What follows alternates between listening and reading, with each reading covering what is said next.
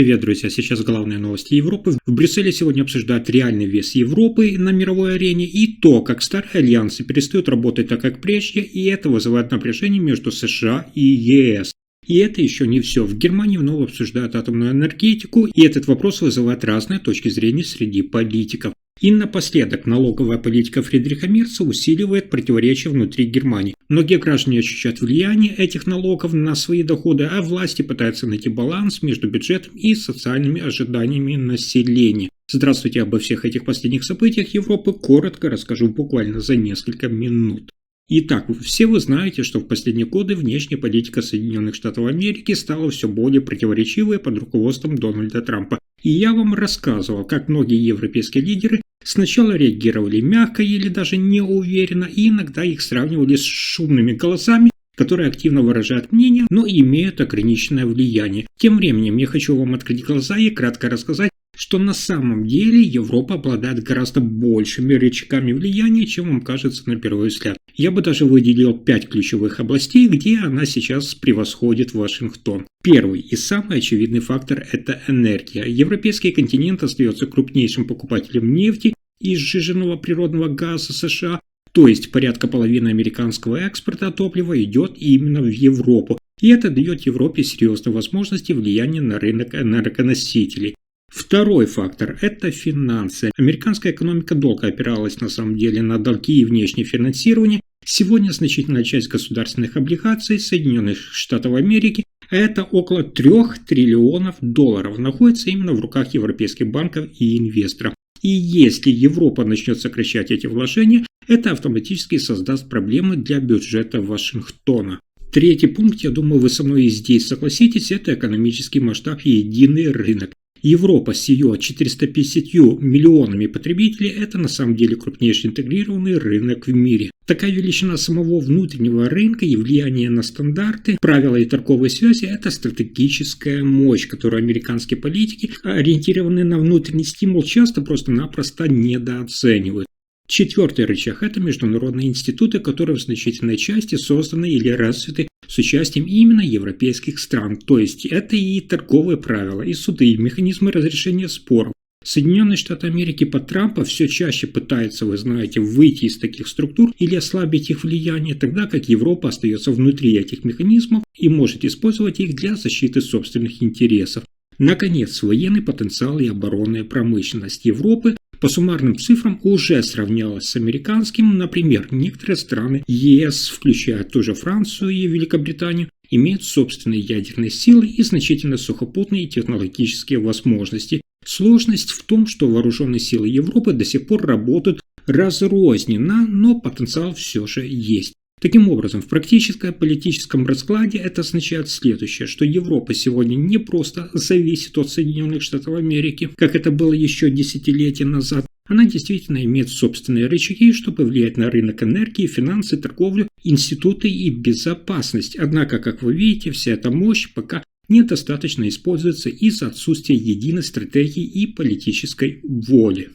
Следующая новость, одна из самых важных для Европы. В Германии вновь заговорили о возвращении атомной энергетики. И это один из самых острых политических и экономических споров последних месяцев. Я вам об этом периодически также рассказываю. Сегодня фракция Христианско-социального союза ХСС требует пересмотреть отказ от атомной энергии и поставить на повестку вопрос о строительстве новых атомных электростанций. Речь идет не о рутинной инициативе, а о развороте энергетической стратегии, которая официально отказалась от атома еще в 2023 году. Все вы об этом знаете. Почему это всплыло именно сейчас? Германия уже несколько лет сталкивается с проблемой энергообеспечения, то есть в ветряные и солнечные дни энергии действительно много.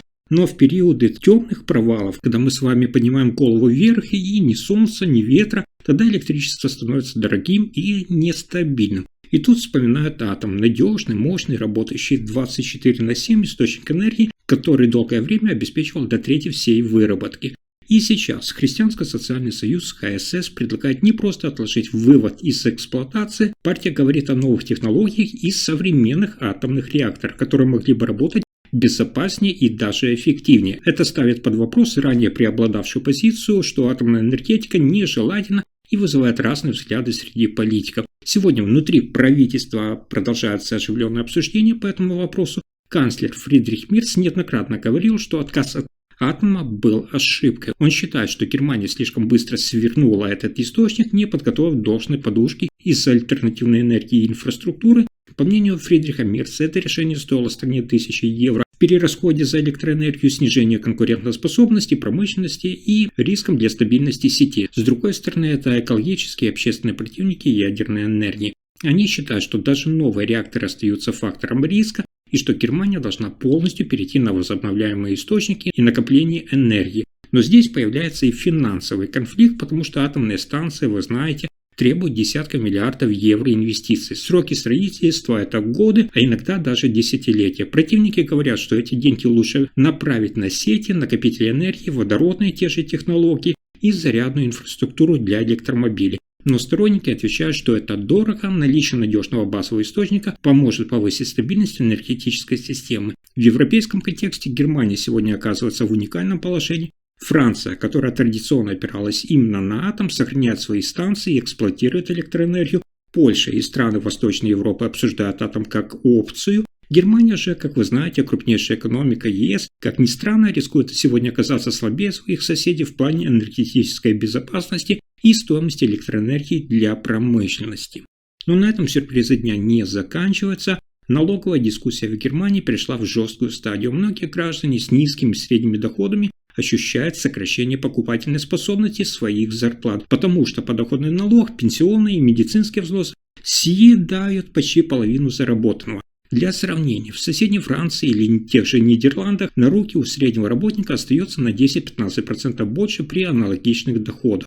Социал-демократы требуют немедленного снижения налогов именно для этих групп. Их аргумент, что без дополнительных денег в кармане внутренний спрос падает, малый бизнес задыхается, а промышленность теряет обороты. Некоторые семейные магазины и сервисные компании уже отмечают снижение покупательской способности своих клиентов, которое упало до уровня кризисного 2023 года, и каждый евро уже на счету. Канцлер Фридрих Мерц заявляет, что согласен с необходимостью облегчения налоговой нагрузки, но настаивает, что бюджет не резиновый, и резкое снижение ставок для миллионов людей может привести к дефициту, который ударит по всем, то есть от пенсионеров до инфраструктурных проектов.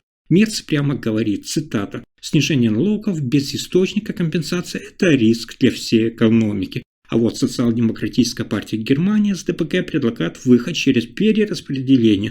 То есть сверхбогатые и крупные корпорации должны платить больше, чтобы бюджет выдержал снижение налогов для среднего класса. Это предположение встречает сопротивление, так как противники отмечают, что такие меры могут повлиять на инвестиционную активность и движение капитала. А вот сторонники уверены, что это вопрос справедливости и стимулирования экономики. Вот вам пример. Если работник с доходом 3500 евро в месяц получит снижение налога, например, на 300-400 евро, его покупательская способность реально вырастет на 10-12%, что сразу скажется и на спросе в магазинах, ресторанах и сервисах. Но если снижение налогов компенсировать только за счет дефицита самого бюджета, то есть денег в бюджете станет меньше, в этих случаях средства могут быть перераспределены с инфраструктуры или социальных программ, и эффект для среднего класса будет ограниченным. Председатель Еврокомиссии Урсула фон дер Ляйен и Брюссель в курсе таких инициатив и строго следят за бюджетной дисциплиной, так как Германия, вы знаете,